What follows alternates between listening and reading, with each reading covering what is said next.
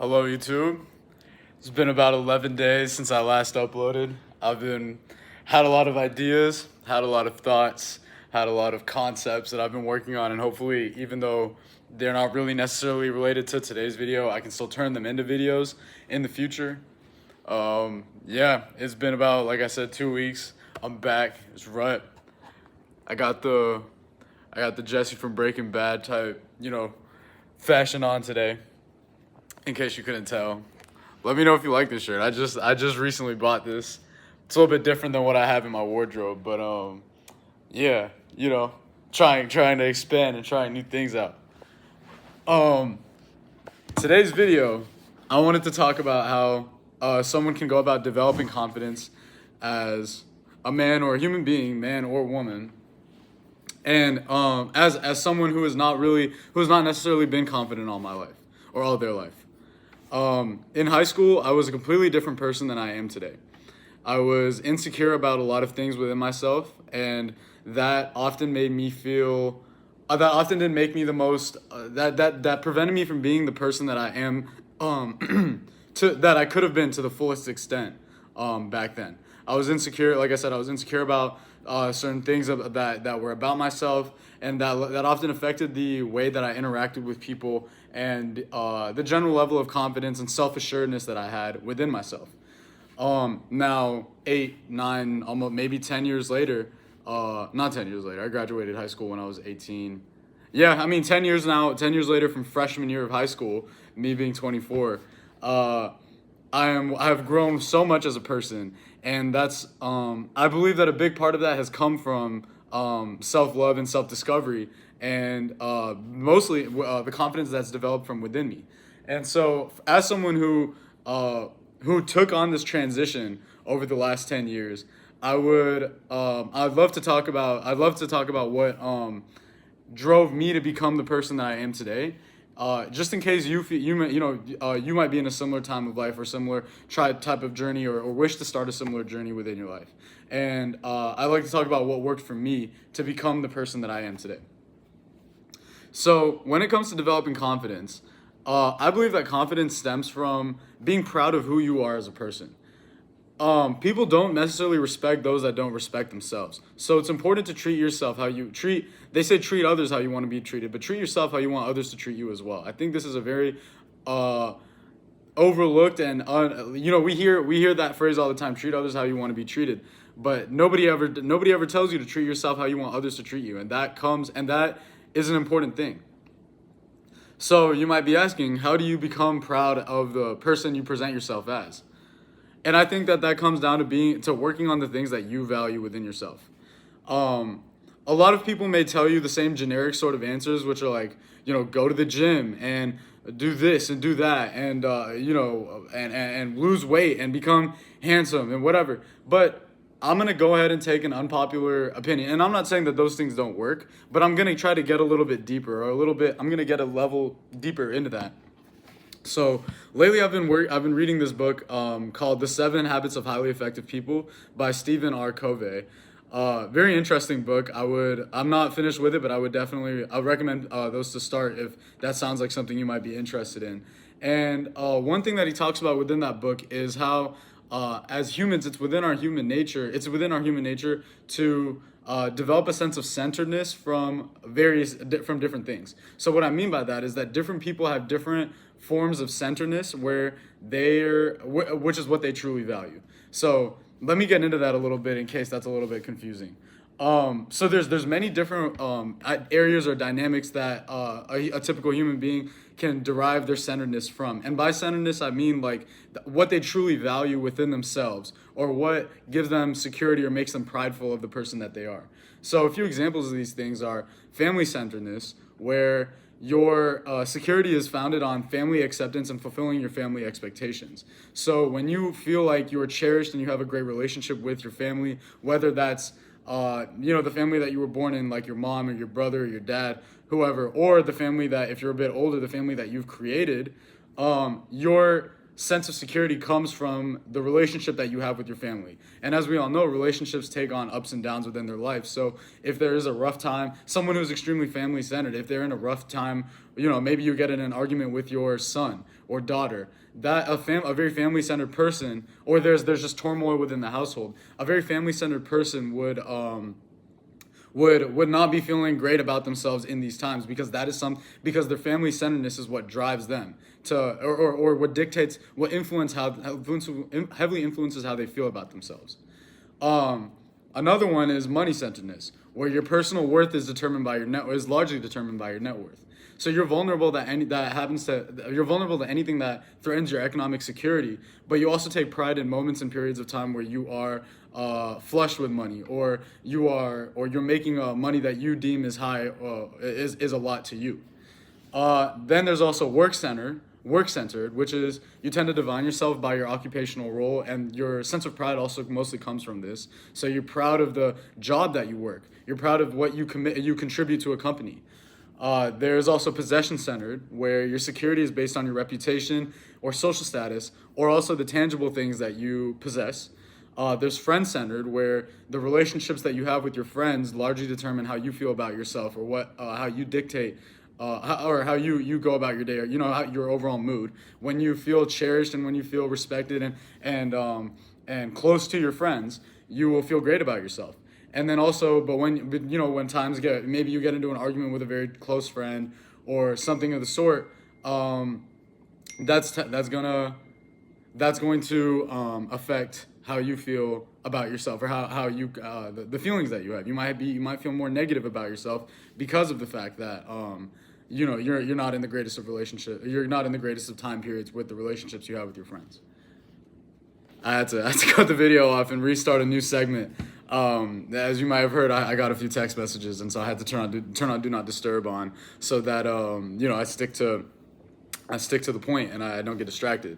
But when it comes to so as I said, so those are a few examples of different purposes or different places where people establish their purpose from. And when you take a deep dive into yourself and you look at yourself, I think that it's best if you can find several different pillars which make up your self-centeredness, or what drives you, or what is your centeredness. And this is because it's a similar theory as to how some people go about investing within the stock market. They said that to diversify your portfolio, so that if instead of putting all your money into one stock and being either feeling extremely good about your return on investment or extremely bad based on the performance of the stock, have a few different things, diversify your portfolio, so that one of those pillars of centeredness cannot either make you feel too good or too bad. This creates balance within your life and will also give you more stability when it comes to being the person that you are on a day-to-day and developing the confidence. So, in a personal example, like if I get personal about myself, as I said, like, I don't believe that everyone needs to go to the gym to feel proud of themselves or to feel confident about who they are as a person. But me personally, I am proud of it. I love going to the gym. I love working out. I love the sense of satisfaction after leaving the gym and feeling like I accomplished something productive. And so for me, I take pride in the fact that I'm going to the gym every single day, or I'm doing some sort of physical activity every single day, and I hold that disciplinary action towards myself. More than that, though, see, if that was the only thing that I got myself value or that was the only thing that drove me in life, in times when maybe I didn't have a gym or when I didn't feel like going to the gym, I would generally just feel bad about myself. And then in times it would feel too good or too bad based on one thing, which is the gym. And so I might not feel so great about myself, which is going to lead me to have low confidence in times when maybe I don't have access to the gym, or when like I said, I don't feel like going to the gym, or maybe if I get injured, if I get into a car accident and I can't go to the gym. These things are going to crush the way that I feel about myself, because I can't fulfill just going to the gym. But that's also why I have multiple pillars of what defines my centeredness. So as I said, one of them is the gym. Another one is I'm proud of the job that I work, and I'm proud of the position that I uphold within my company. And my job fulfills me. I feel important, and so now I have this other thing that my job is another form of where my centeredness comes from. In the sense of I feel proud of what I do for work. I feel proud of the role that I play within the workplace of where I work. Thirdly, I'm proud of me working on my intellectual side and my mind and my mental health as well. So me, I'm proud of, I can gain confidence into and appreciation of who I am based on the fact that I read books on a more consistent basis. I've been playing chess a lot lately and thoroughly enjoying that, and knowing that I'm working on my mind and things of the sort when I go and play chess, or me meditating in the mornings, as I talked about the last video. This is another pillar of centeredness, which also is something that defines me, or something that makes me proud of who I am. The fact that I do this as well. Now that's just three of them. And that's not even to mention the social circle that I have. I heavily cherish the friends that I have and the people around me, because they support me, and I am someone who tends to lean on people for support in times of down when I need it. And so these are four main things that I have that to where if one of them is going bad, it's not going to make me feel so bad about myself, because I have these other three things that I'm also working on. And so when I round out to the person that I am, the confidence that I have within myself, it's driven by multiple things. So like I said, that goes back to, no, just one thing can't just make you feel too good or too bad about yourself. There are multiple things that contribute to the person that the person that I am the person that I am, and that I present to others in a confident way. So for those who don't know too much about their centeredness, or what drives the purpose that they hold in this world, when you have found these things, start working on them. Improve them to where you have no choice but to feel proud of the person that you work so hard to be. When you are who you say you are, you can present yourself to others in any social setting in a fashion that's confident and sure of self. You know the work that you do in whatever that matters to you. And so how can anyone take that away from you? You are the person that you say you are, and I think that is a very important thing when it comes to having confidence. In terms of approaching men, women, potential clients in a business in a business sense, maybe a new boss that you might have one day, in a promotion that you get. All these things, confidence is displayed in all of these facets, not just one of them. Confidence is also, to shift a little bit into a different avenue, confidence is also, in a way, a skill that takes time and repetition to develop. Aspire to put yourself in situations where you're uncomfortable, because that's truly where growth comes from. Growth comes from being in situations where you feel uncomfortable. And by keeping putting yourself in uncomfortable situations, the situations slowly become more and more comfortable, or not as daunting in your head.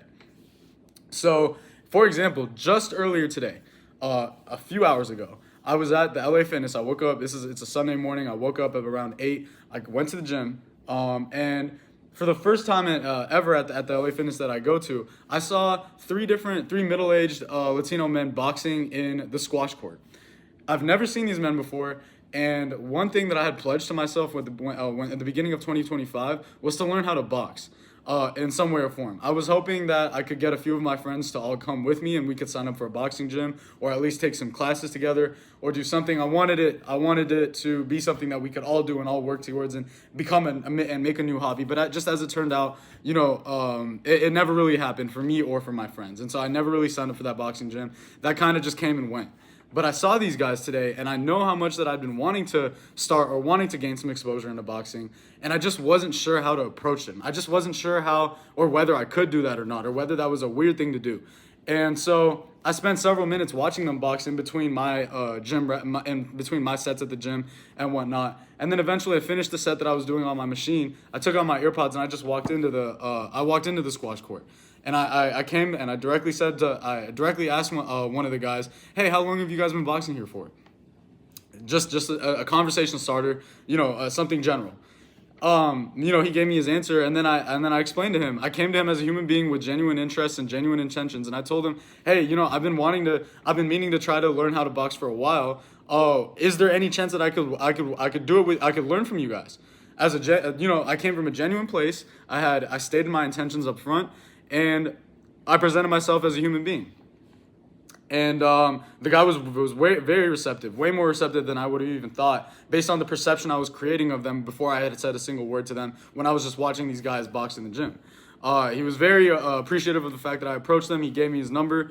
We've texted a few times trying to make plans. He explained to me when they come and when I could potentially box with them again. And so now, boom, I have some friends that I'll be able to learn a new skill from. And if that's not an example of where putting myself in an uncomfortable situation will cause me to grow as a person, then just think about the fact that I did something that was uncomfortable. And the next time I go approach a group of strangers like that again, it's not going to be as hard as it was the first time, because I know I'm capable of doing these things.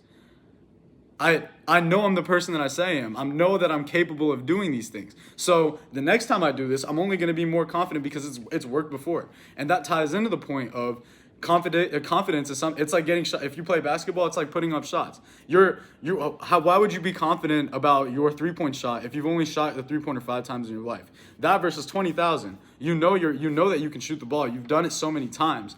And so your confidence stems from that again, to put it into a basketball analogy. So in conclusion to everything I've just yapped about for the last, 15 minutes, take an introspective look at what makes you as a person, and try to find a few things that you really value. Work on those things until you have no choice but to be proud of the things that define or make up who you are.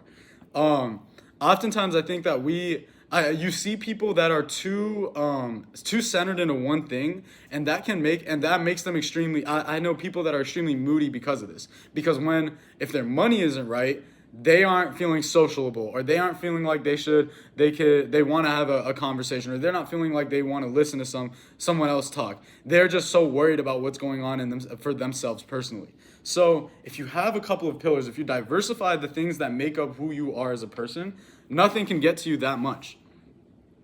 So find 3 or 4 things, find 5 things, or find 2, but find things that make up who you are as a person, and just keep working on them. If you aspire to be a confident person, it's going to take reputations and trials. Put yourself in an uncomfortable situation, whether that's approaching that pretty girl that you might see from time to time at Trader Joe's, or just giving someone, it can start by giving someone a compliment, just something that you would not ordinarily do. What you feel is uncomfortable is not uncomfortable to the next person. So go by your definition, or go by your understanding of what you feel like you are capable and incapable of doing, and work to prove that you can do these things. The things that I do now that I've shown myself that I can do, the kid that I was in high school would have never seen this coming. And I love myself so much more for that.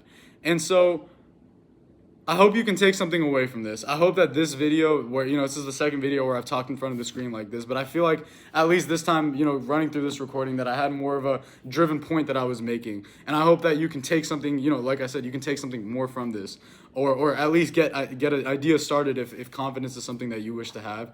And I swear you'll see your life change. And this really comes from someone. I haven't felt the greatest of myself all my life. I haven't had the same pride that I have today, but I've worked for these things, and I can tell you for a fact that if you're anything like me, this is something that works, because it's worked for me. I'm speaking off of purely anecdotal evidence. And so, yeah, I hope you enjoyed this video. I hope that if you found this helpful, like and subscribe. Leave a comment. Give me other topics that I can talk about, that if I feel like I can talk about, I will.